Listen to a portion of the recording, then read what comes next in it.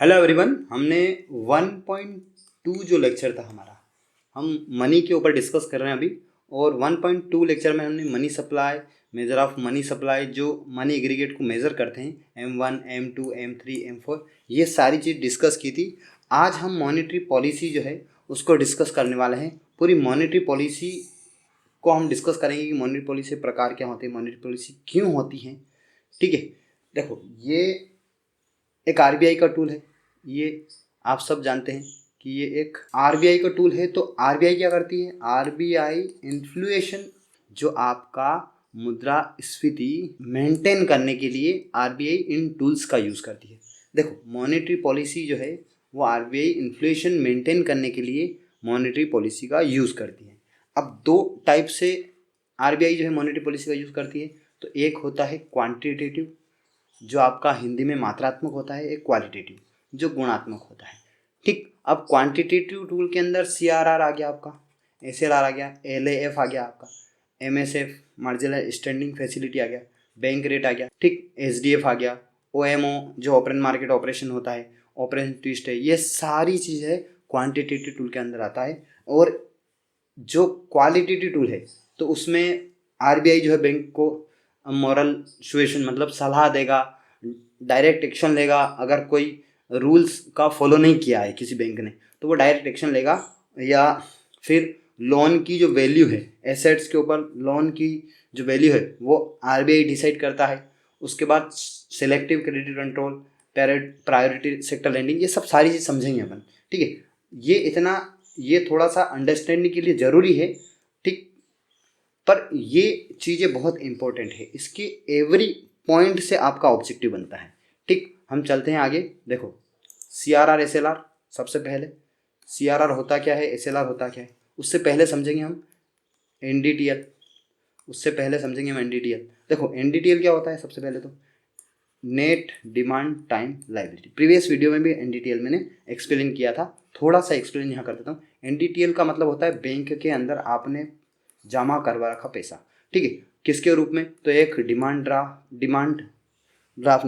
Deposit के रूप में और फिक्स डिपॉजिट के रूप में। ठीक, डिमांड डिपॉजिट के रूप में क्या? तो एक सेविंग अकाउंट है, करंट अकाउंट है, और फिक्स डिपॉजिट के रूप में एफडी हो गया आपका। ठीक है, फिक्स डिपॉजिट। अब देखो, ये जो फिक्स डिपॉजिट होता है वो टाइम डिपॉजिट भी होता है। ठीक है, टाइम डिपॉजिट।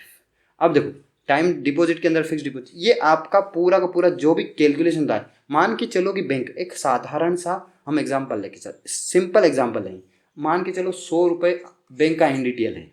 ठीक है, 100 रुपये बैंक का एनडीटीएल है, 100 रुपीज बैंक का एनडीटीएल है। तो वो 4 रुपये आरबीआई को दे देगा। ठीक है, 4% वो आरबीआई को जमा करवा देगा, किसके रूप में? सीआर का रूप में। ठीक है, नहीं जमा करवाता है तो पेनल्टी लगती है। अब देखो, ये आरबीआई को जमा करवा देगा। अब उसके बाद एसएलआर, ठीक है, ये तो आरबीआई को जमा करवा देगा।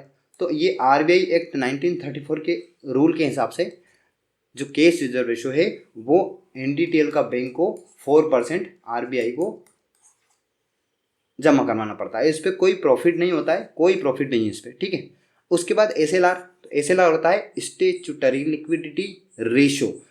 ये क्या होता है? तो ये होता है कि आपका जो एनडीटीएल है 100 रुपये, आपने 4% तो आरबीआई को जमा करवा ही दिया।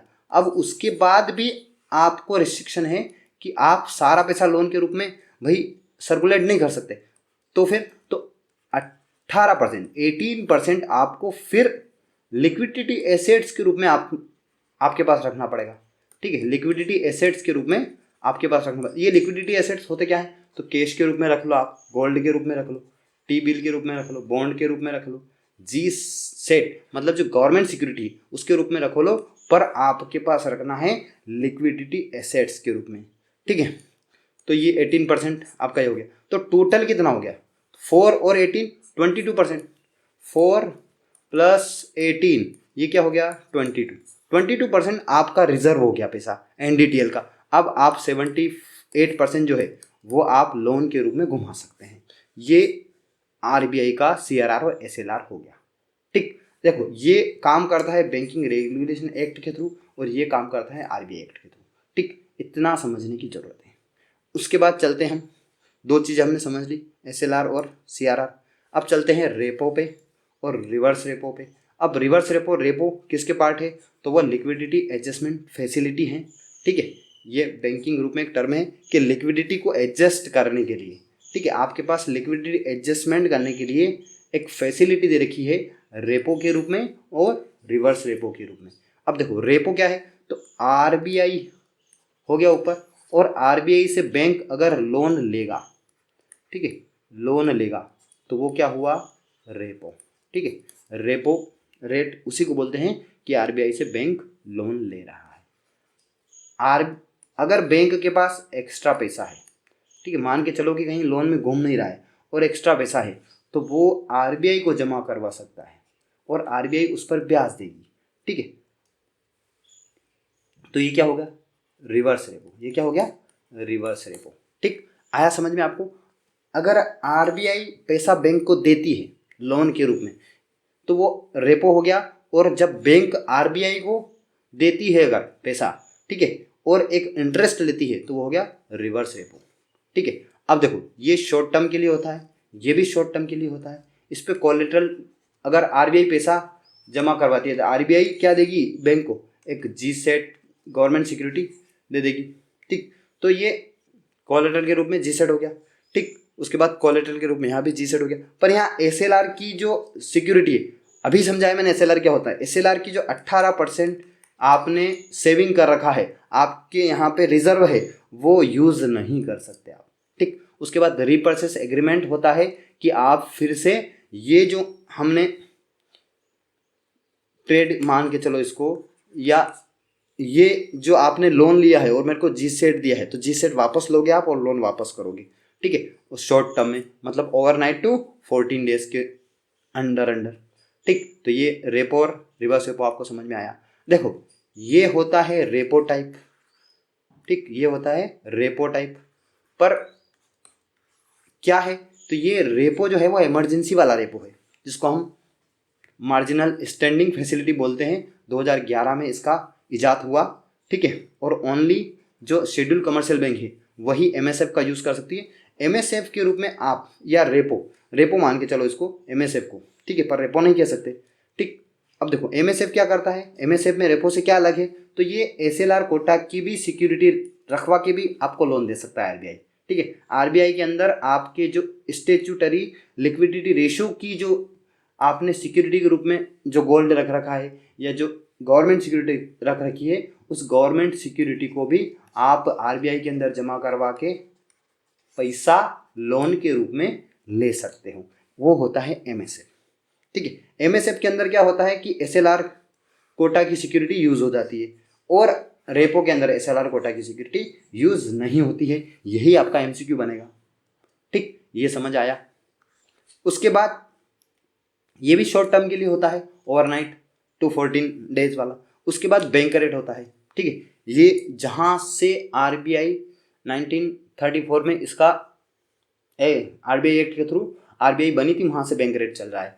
बैंक रेट में क्या होता है, लॉन्ग टर्म के रूप में आपको लोन मिलता है। कोलेटरल क्या रखवाती है RBI, तो वो गवर्नमेंट सिक्योरिटी और ट्रेजरी बिल रखवाती है। उसके बाद रीपर्चेस का कोई कॉन्सेप्ट नहीं है, इसमें रीपर्चेस एग्रीमेंट होता ही नहीं है। उसके बाद बैंक रेट जो है वो शेड्यूल कमर्शियल बैंक यूज़ कर सकती है, जैसे MSF को भी शेड्यूल कमर्शियल बैंक यूज़ कर सकती है। उसके बाद बैंक रेट को भी शेड्यूल कमर्शियल बैंक ही यूज़ कर सकती है। ठीक, तो ये MSF क्या है, रेपो की ही टाइप है। पर ये क्या है, बिना आपका रेपो जो है वो SLR कोटा उसमें जमा नहीं होता है और आप दूसरी सिक्योरिटी जमा करा के लोन लेते हो।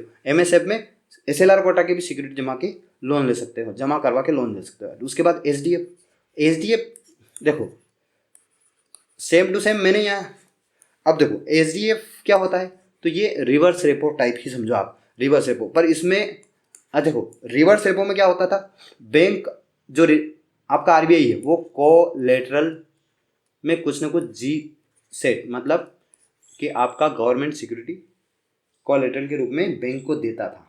ठीक है, अब SDF में कोलेटरल के रूप में कुछ भी नहीं है। ठीक है, आप SDF के रूप में अगर पैसा जमा करवाते हो RBI के अंदर, बैंक RBI के अंदर पैसा जमा करवाती है, उसके पास अगर सरप्लस होता है पर वो आरबीआई जो है वो कोई कोलेटरल नहीं देगी आपको, ठीक, कोई कोलेटरल नहीं देगी, ठीक है, सिक्योरिटी के रूप में। तो वो एसडीएफ हो गया, standing deposit facility without collateral. Same आपका रिवर्स रेपो की टाइप है, पर इसमें ब्याज ज़्यादा मिलता है, 6.25 आपका इंटरेस्ट मिलता है, ठीक। तो ये चीज़ हो गई आपकी। उसके बाद ये सारी चीज़ें जो है इन्फ्लेशन को ऊपर नीचे करने के इंस्ट्रूमेंट है। अब सबसे जो इन्फ्लेशन को ऊपर नीचे करता है आरबीआई, तो वो आपका गवर्नमेंट सिक्योरिटी या तो बाय करता है, सेल करता है। अच्छा देखो, दो सेकंड आप समझो कि मार्केट के अंदर पैसा होगा, ठीक है, मनी है मार्केट के अंदर, तो मार्केट के अंदर खूब सारा अगर पैसा है तो इन्फ्लेशन बढ़ेगा, लोगों के पास ज़्यादा पैसा होगा तो वो ज़्यादा खरीदारी करेंगे, तो वो जो भी चीज़ खरीद रहे हैं उसके रेट हाई होते जाएंगे। तो मार्केट के अंदर अगर मनी है तो इन्फ्लेशन बढ़ेगा, तो मनी अगर बढ़ी मार्केट के अंदर तो इन्फ्लेशन भी क्या होगा, बढ़ेगा। अगर इन्फ्लेशन कम करना है तो मार्केट के अंदर से मनी को कम करना पड़ेगा। कैसे कम करेंगे, तो वो आरबीआई करेगी, किसके थ्रू, ओपन मार्केट ऑपरेशन के थ्रू। इसमें गवर्नमेंट सिक्योरिटी बेचता भी है आरबीआई और आरबीआई खरीदता भी है। अच्छा, बेचता है और खरीदता है। अगर बेचता है आरबीआई, ठीक है, आरबीआई बेचता है तो क्या होगा मार्केट के अंदर, मार्केट के अंदर जी सेट जाएगा और गवर्नमेंट सिक्योरिटी जाएगा और पैसा आएगा, ठीक है। तो मनी आरबीआई के पास आ रहा है, मनी कम हो रहा है मार्केट के अंदर से, मनी कम हो रहा है मार्केट के अंदर से और आरबीआई के पास आ रहा है, ठीक है। गवर्नमेंट सिक्योरिटी सेल की जा रही है तो पैसा आरबीआई के अंदर आ रहा है, मतलब पैसा मार्केट से कम हो रहा है। अब इन्फ्लेशन कम होगा, ये टर्म है मनी। अब इसमें क्या होगा, इसमें गवर्नमेंट सिक्योरिटी सेल करेगा आरबीआई, इसमें क्या होगा, गवर्नमेंट सिक्योरिटी बाय करेगा आरबीआई। अगर बाय करेगा आरबीआई, अगर गवर्नमेंट सिक्योरिटी बाय करेगा तो क्या होगा,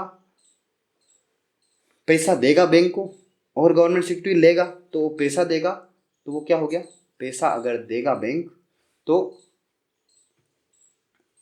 मार्केट के अंदर मनी बढ़ जाएगी, ठीक है, मार्केट के अंदर मनी बढ़ जाएगी, इन्फ्लेशन बढ़ेगा। इसलिए ओपन मार्केट ऑपरेशन जो है वो इन्फ्लेशन को कंट्रोल करने के लिए एक सेकेंडरी मार्केट है जहाँ पे सिक्योरिटी बाय और सेल होती है, ठीक है, और उससे इन्फ्लेशन कंट्रोल होता है। अगर बाय होगी तो आपकी मनी बढ़ेगी मार्केट के अंदर, इन्फ्लेशन बढ़ेगा, और अगर सेल होगी तो मनी एब्जॉर्ब करेगा आरबीआई और इन्फ्लेशन कम होगा, ठीक। ऑपरेशन ट्विस्ट के अंदर दोनों चीज़ें होती है और इसका जो ऑब्जेक्टिव होता है वो यील्ड मैनिपुलेशन होता है। यील्ड क्या होता है, तो यील्ड आप साधारण शब्दों में समझो, कोई आपको वहाँ क्वेश्चन नहीं देगा, वो कि आपको मैथमेटिक्स टाइप क्वेश्चन दे दिया आपको कि इसको बेचा इसको खरीदा तो आपको अब यील्ड क्या है, ये चीज़ें नहीं करेगा। जैसे मैंने यहाँ एक एग्जाम्पल बना रखा है, ऐसा एग्जाम्पल टाइप क्वेश्चन नहीं देगा। बॉन्ड यील्ड क्या होती है कि आपने 100 रुपये के बॉन्ड अगर लिए हैं और वो अगर साल भर आपने रखे हैं तो आपको 108 रुपये देगा, कोई भी हो, भले ही वो गवर्नमेंट हो, भले ही वो प्राइवेट जो कॉरपोरेट हो, तो वो ये बॉन्ड आपको देता है, पैसा लेता है और वापस वो 1 साल पैसा यूज़ करता है और वापस उस बॉन्ड को खरीद लेता है। जो भी आपका ऑर्गेनाइजेशन हो, तो वो 100 से 108 हो गए तो 8 रुपये का प्रॉफिट हुआ, ये हो गई आपकी बॉन्ड यील्ड, ठीक। ये चीज़ें आपने समझी यहाँ तक, ठीक है। अब देखो, अब आपका आ गया क्वालिटेटिव टूल, ठीक है, ये क्वालिटेटिव टूल, ठीक। अभी तक क्या पढ़ रहे थे हम, क्वांटिटेटिव टूल, सारे के सारे क्वांटिटेटिव टूल थे। Operation OM, open market operation, operation twist से लगा के आप सीआरआर तक चले जाओ, सारे क्वांटिटेटिव टूल। अब क्वालिटेटिव टूल में एक तो सलाह मिलेगी आपको कॉन्फ्रेंस के थ्रू। देखो छोटा सा, ज़्यादा क्वालिटेटिव टूल में ज़्यादा कुछ नहीं है, थोड़ी सी समझने की जरूरत है। आपको लेटर के थ्रू, आपको इन्फॉर्मेशन, मीटिंग में इन्फॉर्मेशन देंगे, आपको सेमिनार में आपको सलाह देंगे, ये कॉन्फ्रेंस में आपको बोलेंगे। तो ये बैंकिंग सेक्टर को एक सलाह का काम करती है आरबीआई, ठीक है, कि भैया ये करो वो करो, तो उससे ये क्वालिटेटिव टूल है। उसके बाद डायरेक्ट एक्शन, आपका डायरेक्ट एक्शन कि आरबीआई का कोई भी रूल का अगर आपने पालन नहीं किया, कोई भी नियम का पालन नहीं किया, तो आरबीआई आपको पनिश कर सकती है। किसके थ्रू, आरबीआई एक्ट के थ्रू, बैंकिंग रेगुलेशन एक्ट के थ्रू, ठीक है, पैसा के through, foreign exchange management act के थ्रू, ठीक। तो ये डायरेक्ट एक्शन हो गया, ये मॉरल सिचुएशन हो गया, सलाह देना। उसके बाद लोन टू वैल्यू। अच्छा, आपके पास अगर गोल्ड पड़ा है, आपके पास घर है, आपका घर है, अगर वो घर है, मान के चलो, मैं छोटा सा एग्जांपल लूँगा, ठीक है। देखो 100 रुपये का, ठीक, आपको 100 रुपये का घर है, उसके जो भी पेपर्स है वो बैंक को दे के आपको लोन लेना है। अब वो बैंक 100 रुपये का लोन तो देगी नहीं, जितने का घर है, तो कितने का देगी, तो 90% लोन देगी वो, तो 100 पे 90 रुपये ही देगी, ठीक है, या फिर 80 रुपये दे सकती है। तो ये क्या हुआ, ये हुआ लोन टू वैल्यू, ठीक है, ये क्या हुआ, लोन टू वैल्यू। इस कॉन्सेप्ट को ही हम बोलते हैं लोन टू वैल्यू, कि आपको 100 रुपये का अगर गोल्ड है तो वो पूरे के पूरे 100 रुपये बैंक नहीं देगी, वो आपको 90 रुपये देगी। इसको बोलते हैं, इसको कम ज़्यादा कर सकते हैं, तो ये लोन टू वैल्यू भी कम ज़्यादा कर सकती है आरबीआई। इसको बोलते हैं qualitative tool loan to value, ठीक है। क्वालिटेटिव की वैल्यू 100 रुपये है, तो वो लोन उतना नहीं देते हैं, घटा या बढ़ा के देते हैं, जैसे 90% या 80%। अब देखो, ये हो गया लोन टू वैल्यू। उसके बाद है सिलेक्टिव क्रेडिट कंट्रोल, ठीक है। सिलेक्टिव क्रेडिट कंट्रोल क्या होता है कि बैंक को इंस्ट्रक्शन मिल गया आरबीआई से कि भाई इससे ज़्यादा लोन मार्केट में प्लेस नहीं करना आपको, तो बस सिलेक्टिव क्रेडिट कंट्रोल हो गया, ठीक। उसके बाद प्रायोरिटी सेक्टर लैंडिंग, ये सबसे मेन क्वालिटी टूल है आरबीआई का, प्रायोरिटी सेक्टर लैंडिंग। अच्छा, प्रायोरिटी सेक्टर लैंडिंग होता क्या है, तो देखो, सबसे पहले पीएसएल, ये आप किसी पर्टिकुलर सेक्टर, मान के चलो एग्रीकल्चर है, विकर शिक्षण है, कोई भी एमएसएमई है, माइक्रो इंटरप्राइजेस है, ये सारे जो छोटे छोटे आपके बिजनेस है, एग्रीकल्चर है, इनमें लोन को प्रोवाइड कराना। बैंक को एक रिस्ट्रिक्शन दे देना कि 40% आपको एनडीटीएल का लोन प्रायोरिटी सेक्टर में डालना ही है, तो वो क्या हो गया, वो पीएसएल लैंडिंग हो गया, कि आपका एग्रीकल्चर, विकर शिक्षण, माइक्रो इंटरप्राइजेस, एमएसएमई, ये जो उद्योग धंधे, ये भी बढ़े और इनको भी लोन मिले। तो ये 40% आपको कंपलसरी हो गया बैंक को, कि आपको इतना लोन तो देना ही है, किसको, इन छोटे छोटे उद्योगों को। तो ये प्रायोरिटी सेक्टर लैंडिंग हो गया, ठीक है। तो ये हो गया आपका क्वांटिटेटिव और क्वालिटेटिव दोनों, ठीक है। बाकी हम कल से बैंकिंग शुरू करेंगे और अच्छे से चीज़ें आपको एक्सप्लेन करेंगे, ठीक है। Thank you.